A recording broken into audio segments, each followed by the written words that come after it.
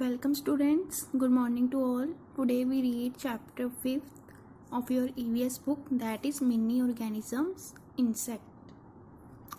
जो छोटे जीव होते हैं उन्हें हम मिनी ऑर्गेनिजम्स कहते हैं. लाइक जैसे आंट है, हनी बीज है, बीज है, वास्प है. ये सारी क्या है? ये हमारे इंसेक्ट है जो कीड़े टाइप में होते हैं. So let's start. Ants. Perhaps you have seen a long line of ants on the ground or on the walls. Ants live in colony or nest. It has a network of tunnels. These tunnels connect many rooms together. चाहे बच्चों आपने जो ants है, जो चींटियाँ होती है, वो हमने नॉर्मली अपने घर पे देखी है, दीवारों पे जैसे चढ़ती उतरती है, चलती फिरती देखी है, जहाँ फिर ज़मीन पे देखी है. लेकिन आंट्स जो होती है कॉलोनी में और जहाँ फिर नेस्ट में रहती है. It has a network of tunnels. These tunnels connect many rooms together. ज़मीन के अंदर बहुत सारी टनल्स मीन्स होता है सुरंग. टनल्स होती है जो आंट्स बनाती है. टनल्स आपस में कंबाइन होती है. तो आंट्स क्या करती है, वह ईजिली एक टनल से दूसरी टनल्स पे शिफ्ट हो जाती है. Each colony has one queen ant. She is much bigger than the other worker ants. हर एक कॉलोनी में एक क्वीन आंट होती है. क्वीन आंट एक ऐसी आंट ऐसी चींटी होती है जो बाकी जो चींटियाँ होती है उससे उसका साइज़ काफ़ी बड़ा होता है, बहुत बिग होती है वो. Queen ant lays 1000 of eggs. ये क्वीन आंट है जो 1000 की क्वांटिटी में एग्स प्रोड्यूस करती है. These hatch into tiny worm-like insects called larvae. और एग्स में जो छोटे छोटे इंसेक्ट बाहर आते हैं जिनको हम टाइनी वॉर्म्स में जो छोटे छोटे इंसेक्ट बाहर आते हैं उसको हम क्या बोलते हैं? Larva. The larva grow into ants. The worker ants collect and store food. फिर क्या हो, जो लार्वा है वो जब ग्रो करते हैं तो आगे एक चींटी बन जाती है और जो वर्कर आंट्स होती है वो क्या करती है, जो भी उनका जो फूड होता है उसको कलेक्ट करके उसको स्टोर करके रखती है. An ant can load up to 500 times weight of its weight. जो एक चींटी है, जो एक आंट है, वो अपने वजन से 500 गुना तक भार उठा सकती है. ओके. सो नेक्स्ट आपकी आ गई butterfly. Butterflies are the most beautiful insect. Butterfly तो पता ही है जिसको हम तितली बोलते हैं. ये देखने में बहुत ही सुंदर सी होती है. इंसेक्ट हमारा बहुत सुंदर सी इंसेक्ट है क्योंकि रंग बिरंगी सी होती है और सुंदर होती है. Butterfly lays tiny eggs on the leaves. These eggs hatch into tiny worm like larva और कैटरपिलर्स. फिर जो बटरफ्लाई है वो अपने जो एग्स है वो लीव्स पे देती है. These eggs hatch into tiny worms like larva और कैटरपिलर्स.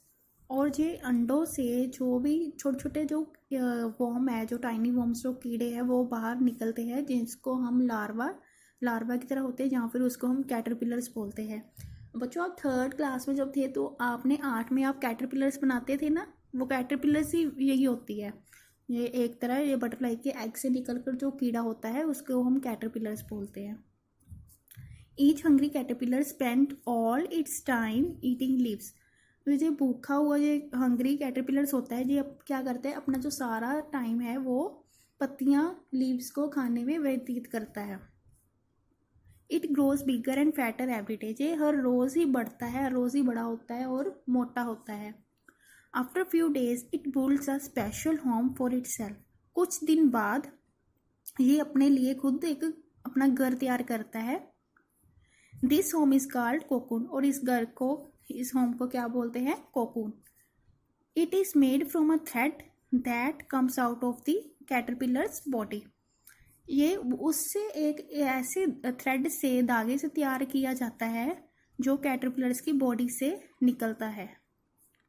आप इस डायग्राम में देखो, ये पूरा प्रोसेस बना हुआ है. बटरफ्लाई देखो, लीफ है, यहाँ पे उसने अपने एग्स दिए सबसे पहले. फिर एग्स में जो भी छोटे छोटे वॉर्म्स है, जो भी छोटे कीड़े हैं, वो निकलते इस फॉर्म में आकर कैटरपिलर्स की फॉर्म में बन जाता है. ओके. फिर कैटरपिलर्स आगे कुछ दिन बाद फिर अपने लिए एक जो घर तैयार करता है इस टाइप का, जो अपने थ्रेड अपनी बॉडी में ही इसके एक ऐसा थ्रेड निकलता है जिससे वो अपना कोकून, जिसको हम कहते हैं, वो तैयार करता है। फिर कुछ दिन बाद आगे जाकर एक सुंदर सी बटरफ्लाई में बन जाता है। Okay, turn the page. Curled up inside the cocoon, the caterpillar goes to sleep. At this stage is called a pupa. जब कहते हैं जो कोकून है, उसने जो खुद तैयार किया होता है घर, जब कैटरपिलर उसमें सोने चला जाता है तो इस स्टेज को हम क्या बोलते हैं? Pupa. While it is sleeping, the caterpillar changes from a pupa into a beautiful butterfly. जब वो सोने चला जाता है कैटरपिलर, तो वो किस में चेंज हो जाता है? प्यूपा में। और प्यूपा से आगे वो कहाँ किस पे चेंज हो जाता है? बटरफ्लाई में। जब कहते हैं फिर बटरफ्लाई क्या, जब बाहर आती है, कोकून से बाहर निकलती है, तो ऐसे बटरफ्लाई फिर बाहर निकल जाती है। जब कोकून खुलता है तो बटरफ्लाई फिर बाहर आती है। Butterfly has a special coil tube in its mouth. Butterfly के माउथ में एक स्पेशल कॉइल ट्यूब होती है जिसको हम बोलते हैं प्रोबसिस।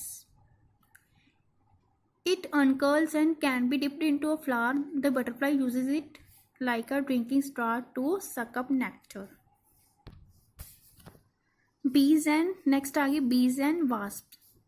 बीज live in hive, it is made from wax. जो बीज होती है, अब ये मक्खियाँ टाइप जो इंसेक्ट है वो आगे, ये एक हाइव में रहती है। आपने जो मधुमक्खियाँ इस टाइप की मधुमक्खियाँ भी होती है वो देखी होगी, जिसका जो कहाँ पे रहती है, एक इनका एक हाइव होती है, जैसे एक इनका जो मक्खियाँ का एक छत्ता जिसको हम बोलते हैं वो होता है इस टाइप का, है ना, आपने देखा होगा, जो एक वैक्स से तैयार होता है। It can usually be found hanging from the branch of a tree. इसको हम नॉर्मली हम कहाँ पे देखते हैं? एक पेड़ पे देखते हैं, यहाँ पे भी लटका हुआ होता है। Hives have many small cells. इनके अंदर जो इनका इस टाइप का होता है, इसके अंदर काफ़ी स्मॉल से सेल्स होते हैं, लाइक छोटे छोटे ऐसे सर्कल, जिसको हम सेल्स इन्होंने बोला है। All are of the same size and shape. इन सभी का जो साइज है और शेप है ऑलमोस्ट सभी की सेम होती है। Each cell is shaped like a hexagon and has 6 sides. इसकी साइड कहते हैं हेक्सागन की तरह 6 साइड्स होती है। हेक्सागन होते हैं जिसकी 6 साइड हो, इस टाइप देखो 1 2 3 4 5 6 इस टाइप की। ये इधर मैं दोबारा बना रही हूँ, इस टाइप की 1 2 3 4 5 6 साइड्स होगी ना टोटल। इस तरह के इस शेप में साइज में ये होते हैं। In one hive there is only a single bee. It lays eggs in the cell. The eggs are sealed inside the cells till they hatch into larva. फिर कहते हर एक जो एक सेल्स में एक ही सिंगल क्वीन रहती होती है, जो क्या करती है, इसको एग्स अपने एग्स है वो इसके अंदर रखती है, सेल्स के अंदर। The eggs are sealed inside the cells till they hatch into larva. वो जो एग है सील्ड होकर तब तक वहाँ पे रहते हैं जब तक वो लार्वा में चेंज ना हो जाए। They are then looked after and fed by the worker bees. कहते फिर उनकी जो एग्स है वहाँ पे उनकी देखभाल की जाती है और जो बाकी जो वर्कर बीज होती है उनके द्वारा उनको खिलाया जाता है। The worker bees in the hive collect nectar, are sweet used from flowers. जो बाकी जो मक्खियाँ वगैरह होती हैं, मक्खियाँ क्या करती है, वो छाते पे वो अपना जो फूलों से रस निकाल कर वहाँ पे इकट्ठा करके वहाँ पे रखती है, जिसको नेक्टर बोला है, कलेक्ट नेक्टर।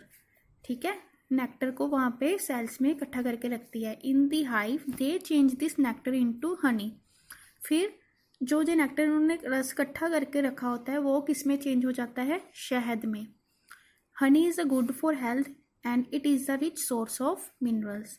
जो ये शहद है, ये हनी है, ये सेहत के लिए बहुत अच्छा होता है। हमें इनसे बहुत सारे फ़ायदे हैं, जैसे ये वेट लूज़ करने में हमारी हेल्प करता है और हमारे जैसे खांसी वगैरह हो उससे भी हमें इनसे आराम मिलता है।